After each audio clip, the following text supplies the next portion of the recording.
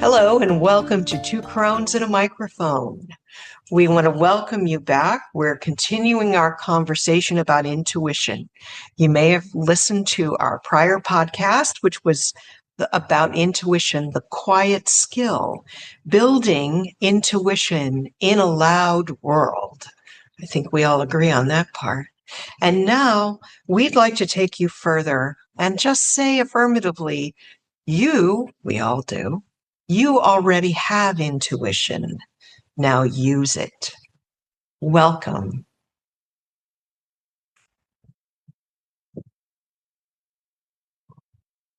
Hi, everybody. I'm Betty.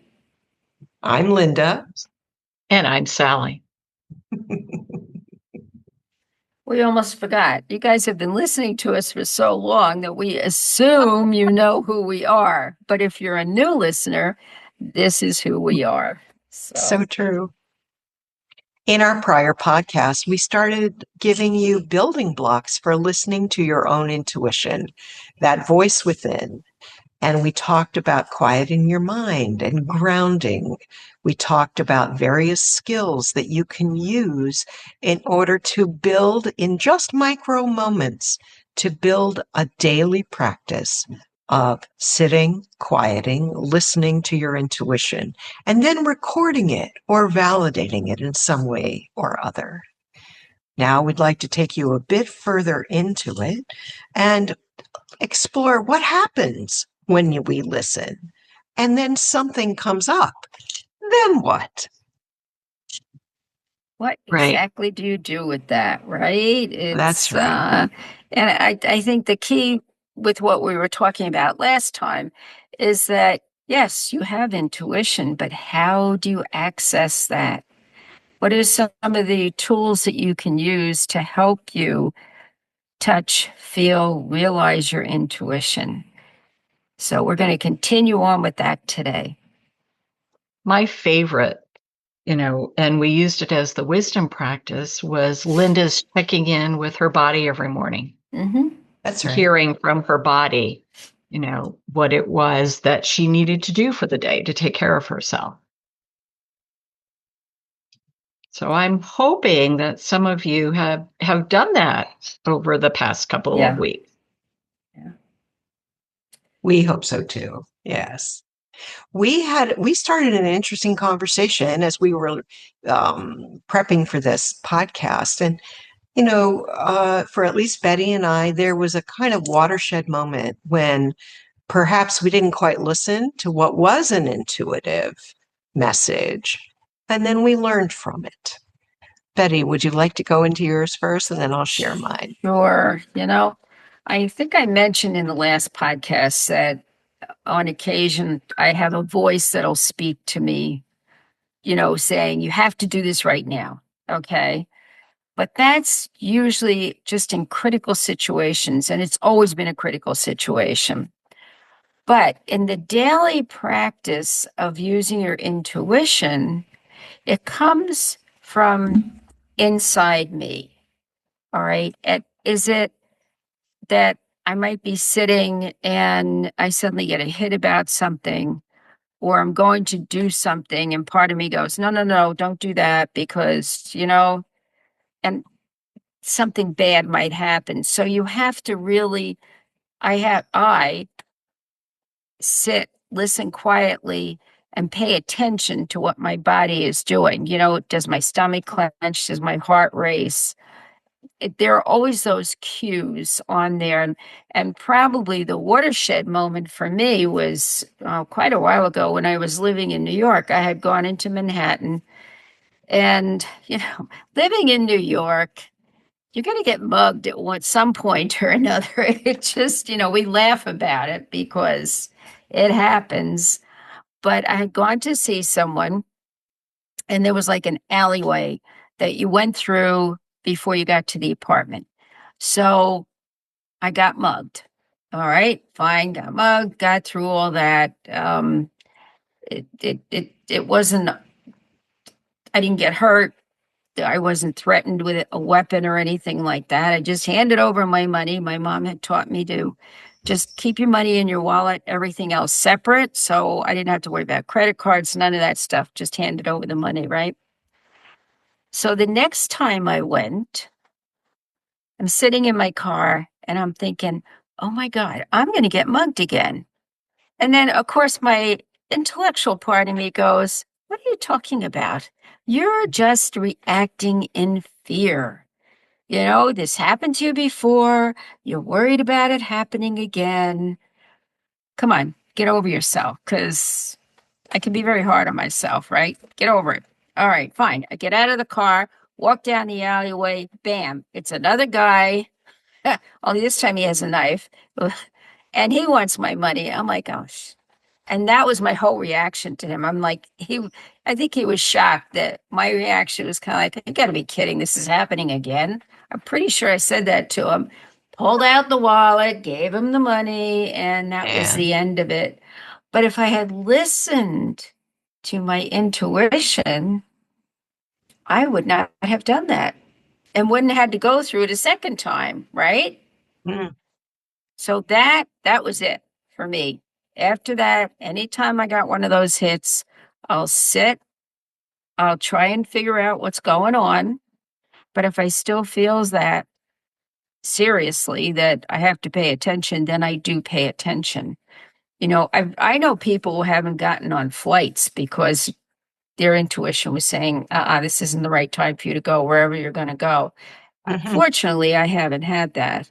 Mm. But for me, it has saved me from some very difficult situations because I did listen. I really did listen, or allowed me to help someone else. I think we talked about that last time, whereas as a nurse, a lot of times my intuition would kick in as far as taking care of a patient. And I know that's true of other nurses because you just get a feel for things, right?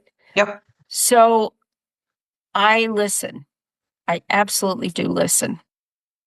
As we said the last time, it's an internal practice. Yeah. I'll share my story in a moment, but just to clear up, there's so many ways to listen. We were starting to talk about that as well. And Sally, you had a really good list of the kinds of ways that, we can listen. Yes. It's one thing to say, sit and feel what your body's feeling. And another thing to say, sit and listen to what the hunches are or the intuitive hits are that you get. But to recognize also that we each do it differently. Like the three of us are knowing, because we're calling it our inner knowing, our intuition, it comes to us differently. And so when you are working with this, and you already may be working with it, but when you're working with it, as you sit and listen, make sure that you are paying attention to how your body and how your mind are experiencing your intuition. So some people, like Betty talked about, sitting and meditating and feeling like her gut, feeling it in her body. And we traditionally think of, it's our gut that tells us, and I know we're going to expand on this a little bit later. That can also be tricky because is your gut telling you intuitively something, or is your anxiety intuitively telling you something? But That's right. So we'll go into that, I think, in just a few more minutes. Do you actually hear things? Like Betty described, sometimes when she's really not listening, she actually hears a voice that says, whatever, don't do that, or no, or whatever. Mine comes just as I know something as though it's a fact, which for most of my life has been very easy to discredit, right? Because how can you just know something as a fact? It's very easy to go, wow, how presumptuous of you to think that. And what makes you think that that's right? And so it's very easy to write that off. But some people, their knowing comes just as though it's factual. And it comes like all in one time, like, boom, this is it. That can be tricky. Some people see things. And I'm not talking about hallucinations. I'm talking about visually, people just have an image or a picture that gives them the information, particularly if you're using your intuition to answer a question or to help you make a decision. It can come in the form of an image, of a knowing image, which is then if you examine the image, you kind of have your answer to your knowing. And so I think those are different ways. And then other people get it even as an emotional experience. Ah, yes. So their intuition comes in on an emotional level, right? Mhm. Versus coming in on an intellectual level or just a some knowing, like mine tends to come in. Other people have it emotionally kind of come in, which also can be very easy, I think, to discredit. Because particularly when we talk a little bit more about fear and intuition, then it can be very easy to just let all that go. If it comes in emotionally, it would be easier to kind of write that off. Oh, that's just my anxiety. Oh, that's just my fear. Oh, that's just my anger. Oh, that's just me being joyful about everything. And so how could that possibly be the answer that I'm looking for, so to speak? So I think, I don't know, you guys may have other things you want to add onto that, but I thought that was beautifully put. Thank you. So there are many multiple ways that this could occur for you. A part of the practice is getting to really listen for yourself and begin to discern how your intuition works. And we talked too briefly about let's not compare ourselves to each other Yes. because each of us has a different way in which we may process or learn or listen to our own intuition. And there is no one right way. And so while it's useful sometimes to maybe have a partner, we talked about it on the last podcast, or verify with someone we live with or someone that we're close to whose own process we trust, it still may not match with the same way they listen to their intuition. And so sometimes, we're hypercritical about ourselves. I know I am sometimes. I think it's true for most of us. And so I try to stay open-minded and say, oh, well, this is how this one's coming in. This is really interesting. I wonder, and if I might share it with someone and say, what do you think about that situation? Or what's your feeling about it or your thought? They may have a different impression altogether about it. And so then I don't want to ever discredit my own intuitive style, I'll call it, because we each have our own that's distinct and, verifiable for each of us. that's such a good point, Linda. Right? Yeah. Listening to what someone else has to say, but not invalidating our own experience. Right. Yeah. Really important. Well, one of my stories was at one point in time, and, both Betty and I are giving a cautionary tale kind of to put a framework on it, intuitive hit. Sometimes intuition comes in a great way too. That's very affirmative and is like, yeah, do this because that's going to be great for you. But mine is a cautionary tale as well for this one. I was working very full time. I was having to commute back and forth, and I was on my way and in a bit of a hurry. And I'd had a long, trying day in the office. And so I was driving a car when I was living in Connecticut on my way to make sure I was on time to pick up my daughter from daycare. And I got a direct intuitive hit when I got off the highway, and I was going to follow a circuitous backcountry road route that I really like to travel. It helped me de-stress during the time I'm driving. And so I got a very clear intuitive hit that just said, no, don't go that way today. Go this way. And it gave me an option that I could have turned. And I sat at the stop sign for a moment and thought, nah, I'm really in a hurry. This way's a little faster. I really want to be there on time. And I was going to stick with my plan, right? And I started driving. And once again, clear message came in, turn around, go back. I did not listen. I was like, nope. I guess I could say I get stubborn sometimes. And so I went down the road. Sure enough, I went to a major stop sign intersection where there was a crossroad coming. someone had built up since the last time I was there, a really tall wall at a key curve. And I had no idea that it was going to impact me the way it did, because suddenly, as I pulled out, a car was winging around the curve, coming straight at me. I was able to pull around and off the road, but that car applied their brakes so hard, they actually rolled. And of course, I was horrified. And so I had a cell phone with me. I called 911. I called the police. I did all the things, and they were fine. Thank goodness. However, boy, did that teach me when I have that clear, intuitive direction. Linda, pay attention. And, No, go ahead, Betty. I was just going to say, it just points out how, we each feel it differently, Yeah. Because we are individuals. So not everybody's going to have the same feeling or the same voice or the same clear picture. Some people see things too. That's true. We're all different, and you have to find your own style. And it may have one or two elements or three. Yeah. Right. You'll know. I will tell you it. I'm at an advanced age now, okay?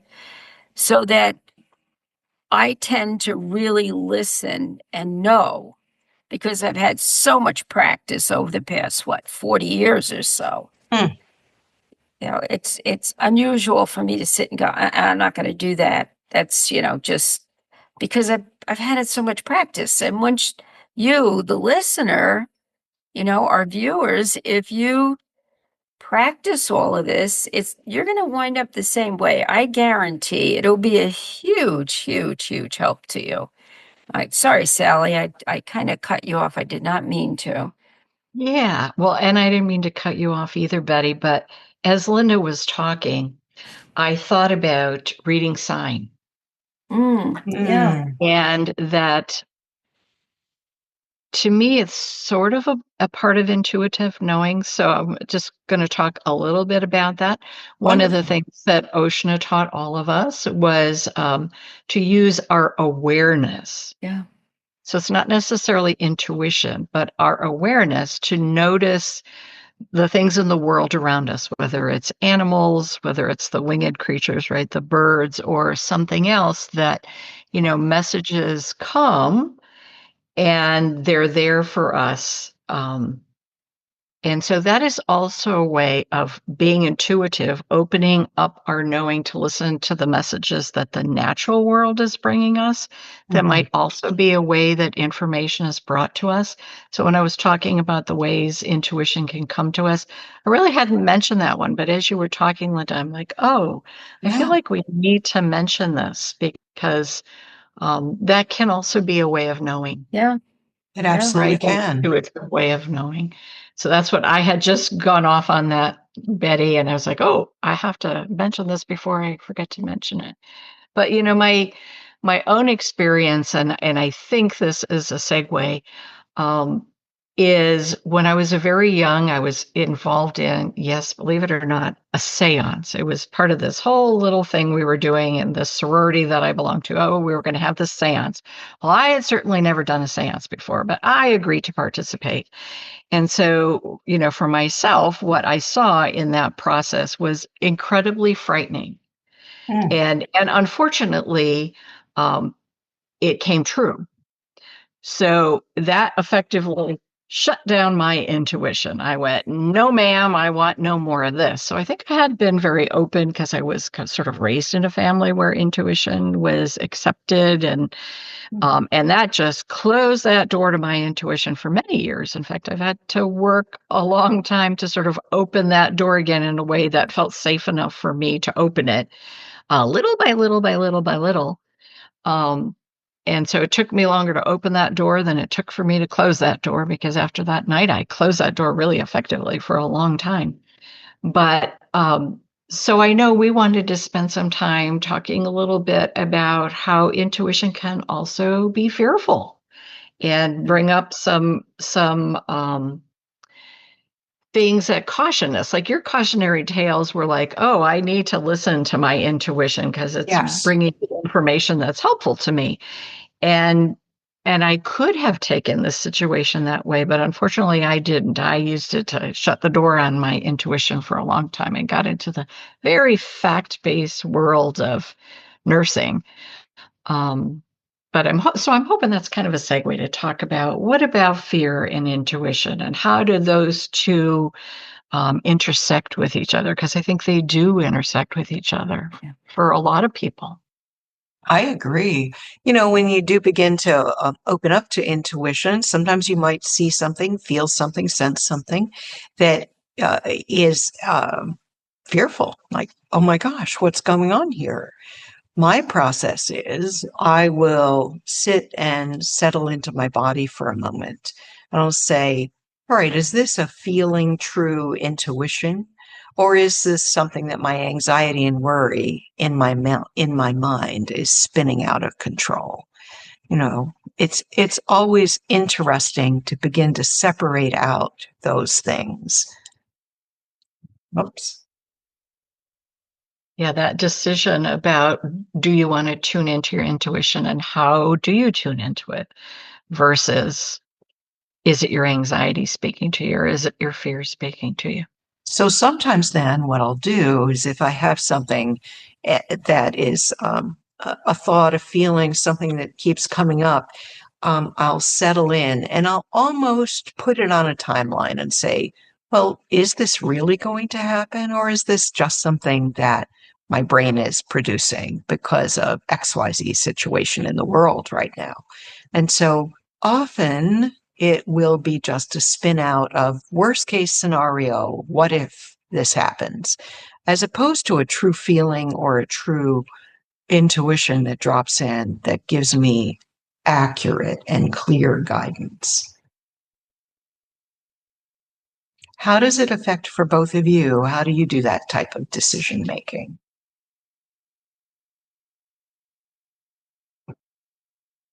Sometimes I have to write it down and sit and look at it, because it's not as clear as I would like it to be. Yeah. And Sally, I'm glad you brought up about sign because over the years, I have incorporated that into my intuition, right? So if I see an eagle flying around, which we do have, I'll pay attention what direction the eagle's flying in, here's a really good example. When a friend of ours was looking for a house up here, we were looking at all these different places. It was crazy. And we were going down Main Street. Now, this is before eagles have become more plentiful here on the Delaware because they've been protected, right? So this was a random eagle. And all of a sudden, we saw it fly and go down Main Street, and we kind of followed it, and it went down Route 6. And son of a gun, that is where she found the property to build her house. Wow. Wow. So that's really, she followed her intuition, right? We did follow sign, so that's a good combination. Ocean had taught us if an animal runs in front of the car, slow down, right? Because you don't know what's going to be on the other side. There's just a whole bunch of things that so many tools that you can use that will help you to make up your mind. If I'm struggling with something, a lot of times what will happen is sign will show up, an animal will show up, or I'll get something in the mail. I mean, that's happened to all of us, right? You get something in the mail that validates what you're thinking about, or you'll get a passage in a book. You're reading a specific book, and then all of a sudden, boom, something jumps out at you and triggers your intuition. It's all really connected.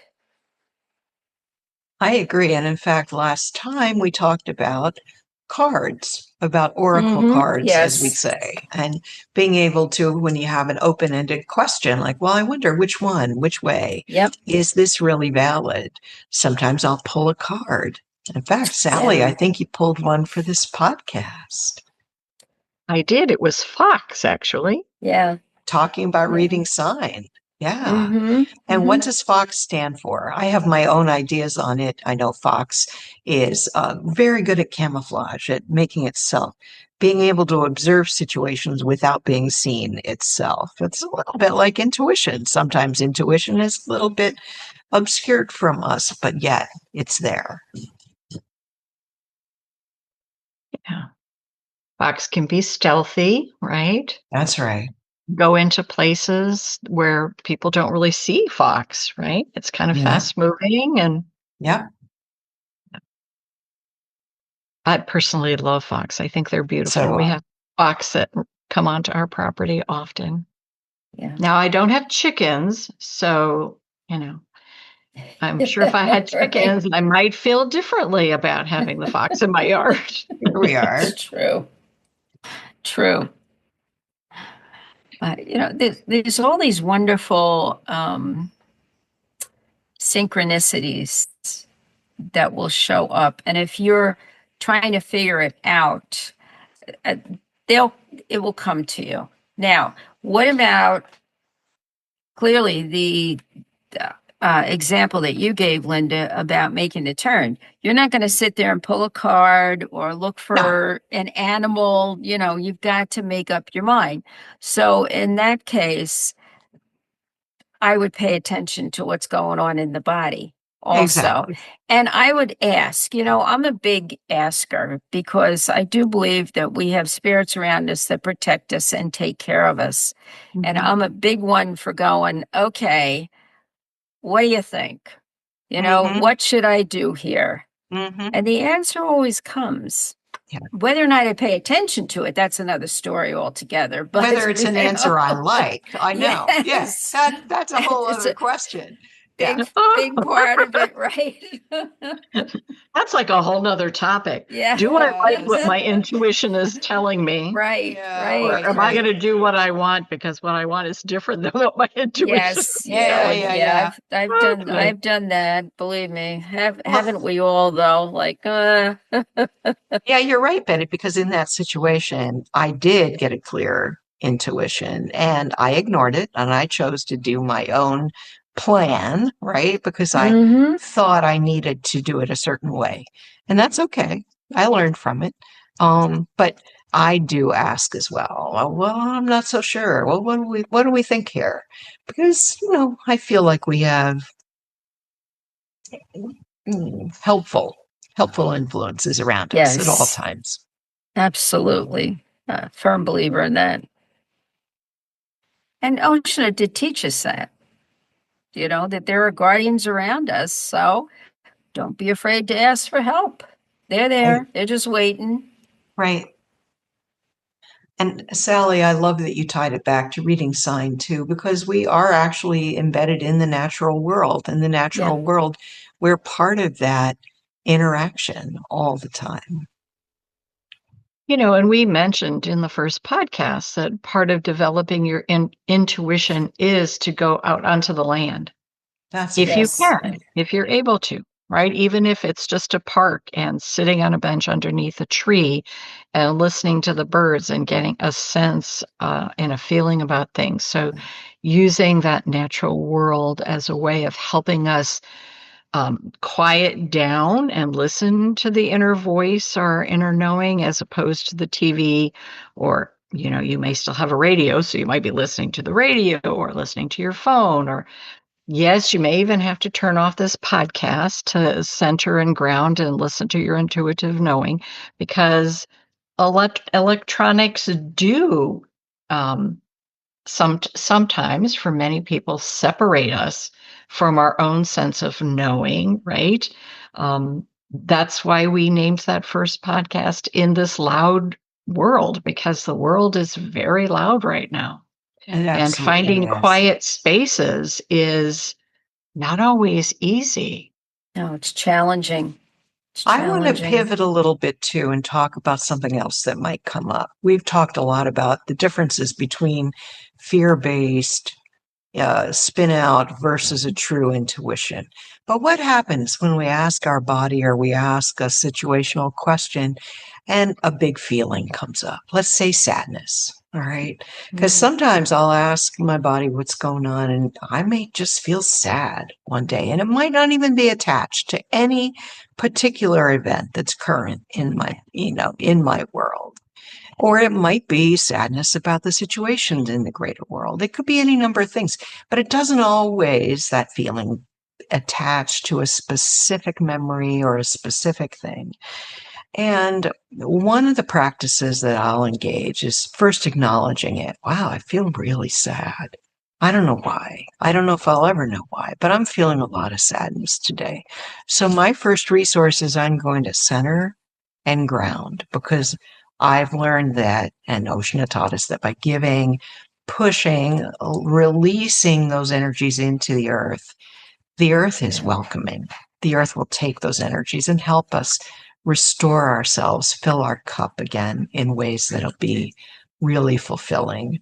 But the other thing that she taught us is take a walk in nature and begin to drop that sadness. If there's a particular sadness that comes up, and I'm only using this as an example, it could be fear or anger or anxiety or any of these things, put it on a piece of paper, write it out.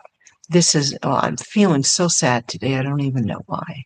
And then go to some place that's appropriate for you, wherever you live, and either fold it up and put it in water, or take a little match and make a little candle fire and burn it to ash, or give it up, tear the pieces up, give it up to the wind, or bury it in the earth. You're using the elements there in a small ritual that often can be meaningful as a way to bring closure to whatever that is about. So I want to just offer that up as a suggestion. I think that's really good because, if these emotions can get in the way of you actually listening to your intuition. And we all have it happen. I mean, there are days when I'm very sad, you know, Yeah. and I'm like, I don't know what this is all about, but let me get out there. And that is exactly what I do. I go out on the land, I go for a walk, Yeah. and I shed it. I just, let it go. Like, okay, don't know what it's about. Even if I do, it has to go because it's blocking other things. It's blocking your joy. It's blocking your ability to see things. It's just gets in the way. And there's so much of that today, but that's a whole nother podcast, really. It sure is. So we're giving you tools here. This is why we're doing the podcast. Well, here you go. You've gotten a bunch of stuff so far today. And and if you're home and you have mobility issues, don't let that stop you from Thank doing you. any of these practices because they can all be adapted. Maybe you have a flower pot and you choose to Yeah. write it on a really small piece of paper and tear it up and put it in the earth of your flower plot. And as you water that plant, it will dissipate those energies. Or, maybe you do and can just light a match and burn it up, the things that Linda said.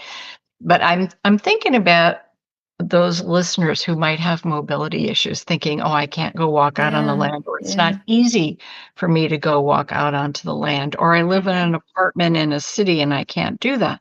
My favorite was Oshana, telling about us about people who lived right in New York City and would do some of these things in flower pots and other things that you still can do all of those things. And even though I am the one who frequently laughs and talks about um, technology, you can put on a beautiful nature YouTube video Yeah. or do any of those things and do your meditation. Yes, you might actually be doing it in front of a screen, but you can go out into nature in that way and, burn something or bury something in a flower pot or, tear it up and just saying that there are ways to adapt the strategies. And so please think about ways that you can bring them into your own life. And if you think about some form of adaptation, I want to take it back to one of our pillars is to build community. So take the adaptation you have made and put it onto Instagram, put it onto Facebook, and share your ideas with others, because that I think is really important. Just as important as us saying, what about this or what about this, is for you all to do the same thing, because we'll build on each other's knowing and experience.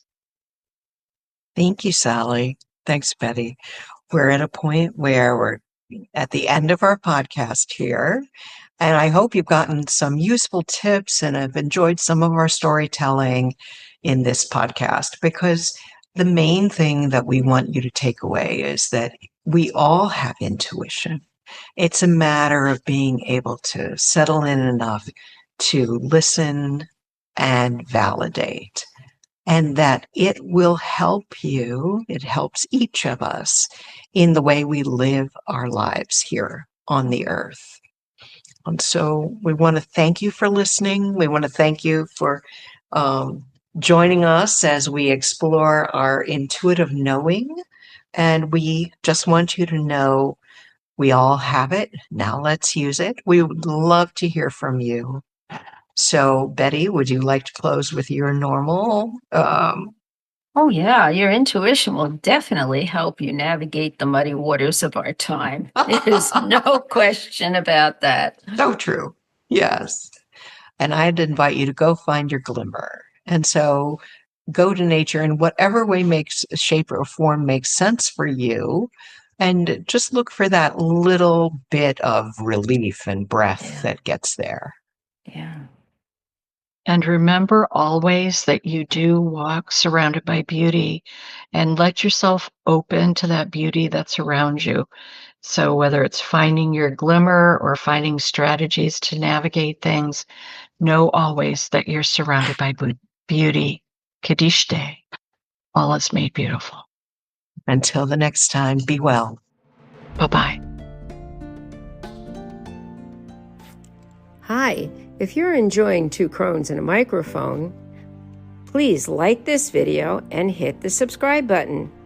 Enjoy timeless wisdom from modern times, all served up by women in the know.